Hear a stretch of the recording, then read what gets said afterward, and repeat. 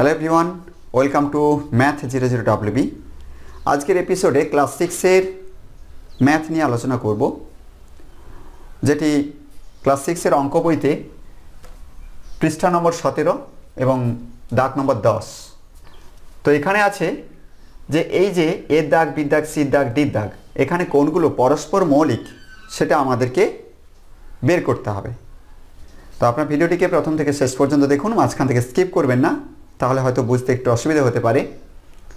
আর video শুরু করার আগে যেটা বলার, আমি সাধারণত ভিডিওগুলো বানাই অভিভাবক এবং অভিভাবিকাদের জন্য। আগে আপনার ভিডিওটিকে দেখুন, যদি ইউজফুল বলে মনে হয় তবেই আপনারা আপনাদের ছেলে মেয়ে বা স্টুডেন্টসদের দেখাবেন। যারা নতুন ভিজিট করছেন তাদের জন্যই বলবো, নিচে লাল রঙের সাবস্ক্রাইব বাটন আছে, ওখানে ক্লিক করুন এবং পাশের বেল আইকনটা অন করে রাখুন। তাহলে যখন নতুন ভিডিও আপলোড করবো আপনার নোটিফিকেশনটা পেয়ে যাবেন। অবশ্যই আমার ক্লাসে আসার আগে আপনার খাতা এবং পেন নিয়ে বসুন। ফেয়ার খাতাতে, ফ্রেশ বলতে ফেয়ার খাতাতে আপনার তুলে রাখবেন এবং বাড়িতে থেকে প্র্যাকটিস করবেন। যদি কিছু কমেন্ট থাকে অবশ্যই আমাকে জানাবেন। চলুন আমরা শুরু করছি। পরস্পর মৌলিক সংখ্যা কাকে বলছি সেটা আমি ডেফিনেশন দিয়েই বলে দিচ্ছি। পরস্পর মৌলিক সংখ্যা, পরস্পর মৌলিক সংখ্যা না দুটি সংখ্যার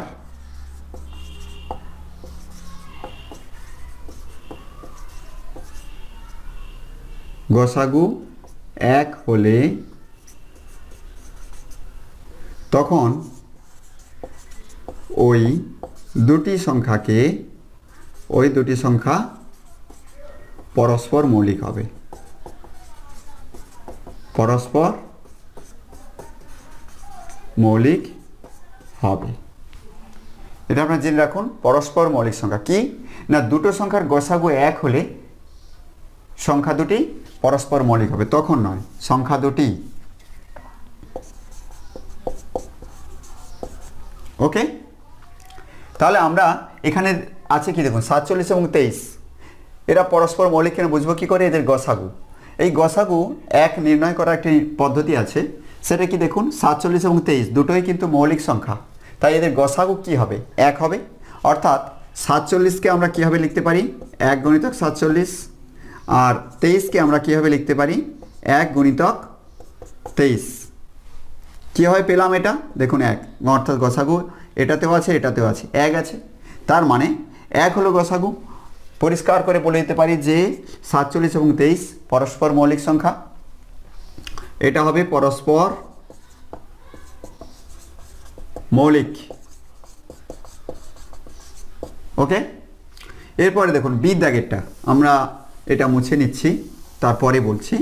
বির দাগে যেটি আছে 25 এবং 9, আপনারা এক কাজ করবেন, এর গসাগু বের করে নেবেন। 25 আর 9 ভাগ পদ্ধতিতে গসাগু বের করতে পারেন। 5 5 25, 5 1 5, আর এখানে 3 3 9, অর্থাৎ 3 1 3। তাহলে আমরা 25 সমান কী পেয়েছি? সমান 1 গুণিতক 5 গুণিতক 5, আর 9 সমান আমরা কী পেয়েছি? আগের দিন শিখেছি আমি, 1 গুণিতক 3 গুণিতক 3। আমাদের দুটোতে আছে কি? 1, অর্থাৎ গসাগু কত হবে? এখানে গসাগু সমান 1 লিখে দেবেন। যেহেতু 25 ও 9 গসাগু 1, অতএব 25 ও 9 সংখ্যা দুটি পরস্পর মৌলিক, পরস্পর মৌলিক সংখ্যা। ওকে, ঠিক সেরকমভাবে সির দাগেরটাও বের করবেন। 49 এবং 35, এটা মুছে দিচ্ছি। সির দাগের যেটি আছে সেটি দেখুন, 49 এবং 35। তার আমরা 49কে কি করব? 49কে আমরা ভেঙে নেব, আর 35কেও ভেঙে নেব। 7 7 49, 7 1 7, আর এখানে 5 7 35, 7 1 7। আমরা 49 সমান কী পেয়েছি? 1 গুণিতক 7 গুণিতক 7। আমি আগের ভিডিওতে কিন্তু কিভাবে উৎপাদকের সাহায্যে গসাগু বের করা হয়, লসাগু বের করা হয় সেগুলো আমি দেখিয়েছি। আমার অনুরোধ আপনারা প্লিজ যান আমার চ্যানেলে এবং ওখানে গিয়ে আগের এপিসোডটা দেখে নিন। 35 সমান কী করবেন, 1 একের নিচে 1 বসাবেন, 7-এর নিচে 7 বসাবেন, 5 আলাদা জায়গায় বসাবেন অর্থাৎ বাইরে বসাবেন 5। এখান থেকে আমরা গসাগু কত পেয়েছি, যেহেতু দিয়ে দেবেন একসঙ্গে লিখে নেবেন 49 ও 35 এর গসাগু সমান, দেখুন কমন আছে অর্থাৎ এটাতেও আছে 1 এবং 7, তাহলে কি কি পাবেন, 1 এবং 7 সমান হবে 7। অর্থাৎ এখানে 7 হয়েছে 49 এবং 35 এর গসাগু, কিন্তু আমরা পরস্পর মৌলিক সংখ্যার গসাগু জানি কি 1 হতে হবে। তার মানে লিখতে হবে অতএব 49 ও 35 পরস্পর মৌলিক নয়, পরস্পর মৌলিক নয়, মৌলিক নয়। ওকে, এরপর আমরা ডি দাগের যেটি আছে সেটি দেখে নেব। আমি এটা মুছে দিচ্ছি। যদি বুঝতে অসুবিধা হয় অবশ্যই কমেন্ট করবেন। 36 আর 54 এটা কিন্তু আমি ভাগ পদ্ধতি করছি, যেহেতু আমি দুটো পদ্ধতি দেখিয়েছি, ভাগ পদ্ধতি এবং মৌলিক উৎপাদকে বিশ্লেষণ করে। দেখুন বড় এখানে কোনটা 54 হবে এবং এটাকে ভাগ করছি 36 দিয়ে, 36 ভাগ করছি 36 একে 36। বড় সংখ্যার ভাগ যেগুলো আমরা নামটা জানি না তার জন্য একটি ভিডিও আমি আপলোড করে রেখেছি আমার চ্যানেলে, অবশ্যই দেখবেন, অথবা আমি আই বাটনে লিঙ্ক দিয়ে দেবো, সেখান থেকেও আপনারা দেখে নিতে পারেন। দেখুন 36 এবার হবে 9 6 7 8 9 10 11 12 13 14 8, 3 একে 4 1 18। ভাগ যখন যাচ্ছে না তখন আমরা ভাগ করব আবার এবং 36টাকে আমরা ভাজ্যে লিখব 18 2 36। এখানে গসাগু হচ্ছে 18, অতএব লিখবেন কি লিখবেন, যেহেতু বলে একসঙ্গে লিখে দিন যে 36 ও 54 এর গসাগু কি পেলেন, এখানে সমান 18 পেয়েছি। তাহলে অতএব 36 ও 54 পরস্পর মৌলিক নয়, পরস্পর মৌলিক নয়। ওকে, 10-এর দাগ আমরা শেষ করে ফেললাম। এরপরে আমরা 11 দাগের যেটি আছে সেটি দেখে নেব। 11 দাগের যে অঙ্কটি আছে সেটি সংক্ষিপ্ত ভাগ পদ্ধতিতে নিচের সংখ্যাগুলির গসাগু এবং লসাগু নির্ণয়। এটি খুব মন দিয়ে শুনুন, দেখবেন এটি একটি টেকনিক আছে, সেই টেকনিকটা আপনাদের বলে দেবো, আপনারা সেই অনুযায়ী সহজেই সংক্ষিপ্ত ভাগ পদ্ধতিতে গসাগু এবং লসাগু বের করতে পারবেন। প্রথমের অঙ্কটি আমি করে দিচ্ছি। 11 দাগের এ 33 এবং 132। আমরা 11 দাগের এটা দেখে নিচ্ছি। প্রথমে 33 লিখবেন, কমা দিয়ে লিখবেন 132,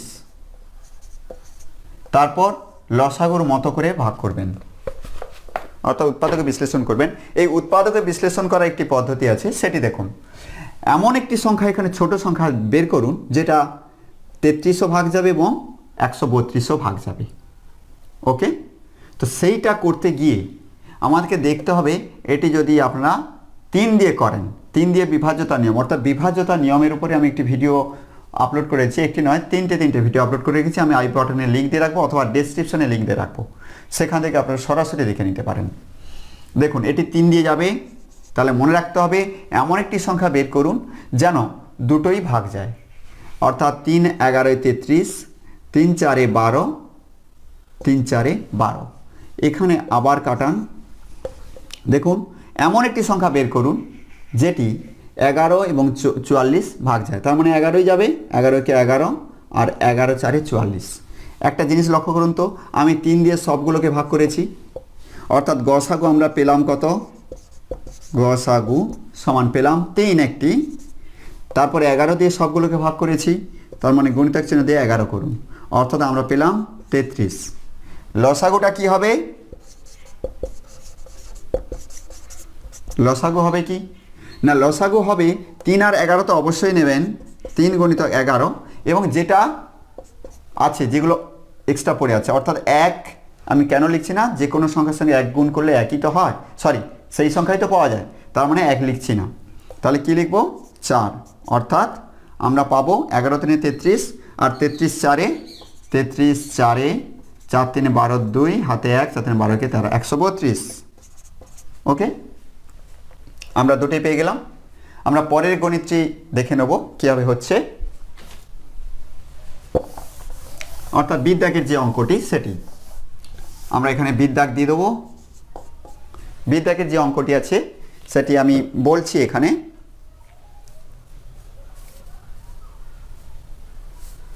নব্বই এবং 144, এখানে হবে 90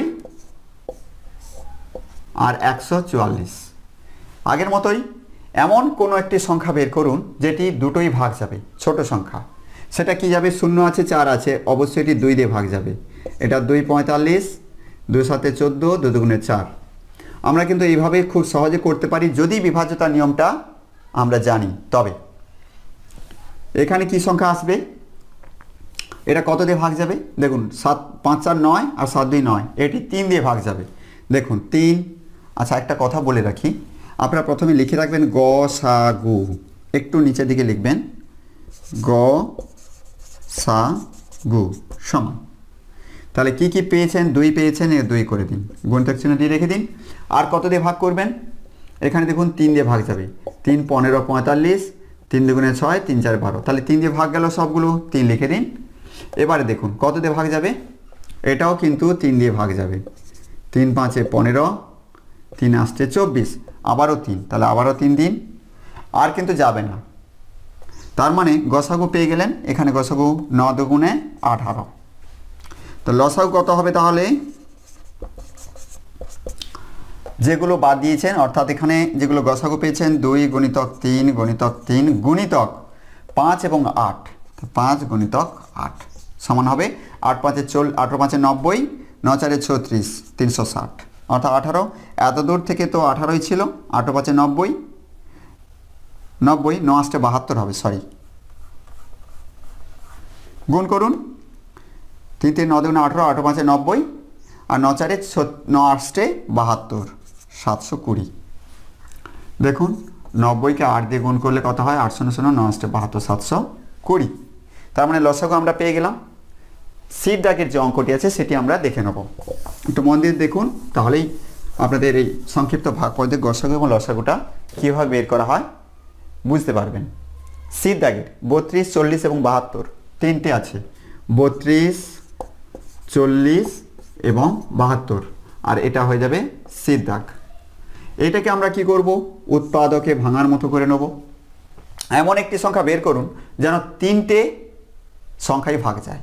সেটা কি? আমরা আগের মতো লিখে নেব গ সা গু। এটা আগে না লিখলেও হবে। আমরা কি 2 আছে 0 আছে 2 আছে, এটি অবশ্যই 2 দিয়ে ভাগ যাবে। 2 16 32, 2 20 40, 2 3 6, 2 6 12, তাহলে আমরা লিখব 2, তারপর গুণিতক চিহ্ন দিন। কত যাবে এটা? 6 0 2 6, তার মানে এটা 2 যাবে। 2 8 16, 2 10 20, 2 8 36, কত করলাম? 2 করে দিলাম। এবারে দেখুন আবারও 2 দিয়ে ভাগ যাবে। 2 4 8, 2 5 10, 2 9 18, তাহলে কত দিয়ে হয়েছে? গুণিতক 2। দেখুন 4 5 9, এটা এমন কোনো সংখ্যা নেই যেটা 3টেই কিন্তু ভাগ যাবে। যদি আপনারা একটা একটা দিয়ে করবেন এটা হবে না। তার মানে কি করলেন? এখানেই শেষ করতে হবে গসাগু, এটা 8। লসাগু তাহলে কত আসবে?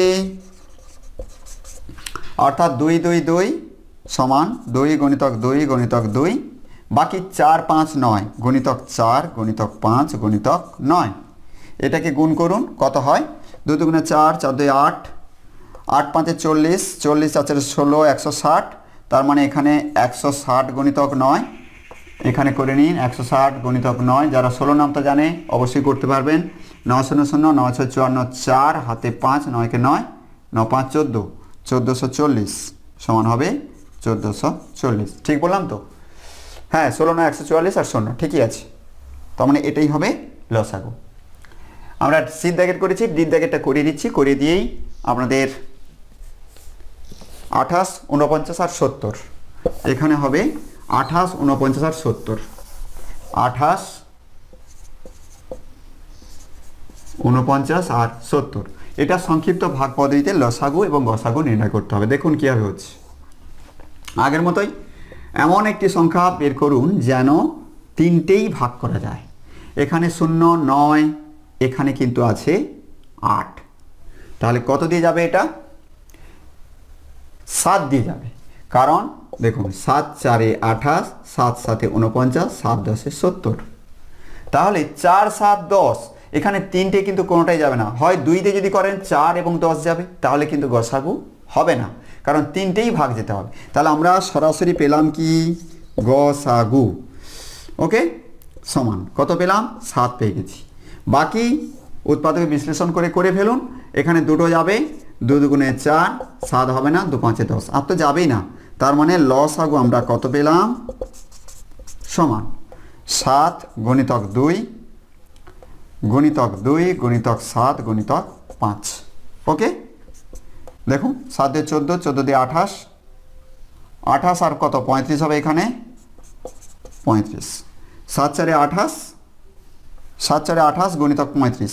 তার মানে এখানে গুণ করে দিন 35 আর 28, 8 5 40 0, হাতে 4, 8 3 24, 4 28, আর এখানে 5 2 10 0, হাতে 1, 3 6 কে 7, 0 8 আর 9, 980 সমান হবে 980। এটাই অ্যান্সার। ওকে, আশা করছি আপনারা বুঝতে পেরেছেন সংক্ষিপ্ত ভাগ পদ্ধতিতে গসাগু এবং লসাগুটা কীভাবে করা হয়। ধন্যবাদ সবাইকে আজকের ভিডিওটি সম্পূর্ণ দেখার জন্য। দেখা হচ্ছে আগামী পর্বে। আপনারা দেখতে থাকুন এবং সঙ্গে থাকুন। যদি কমেন্ট করা দরকার থাকে অবশ্যই কমেন্ট করবেন আমার কমেন্ট সেকশানে গিয়ে। নমস্কার।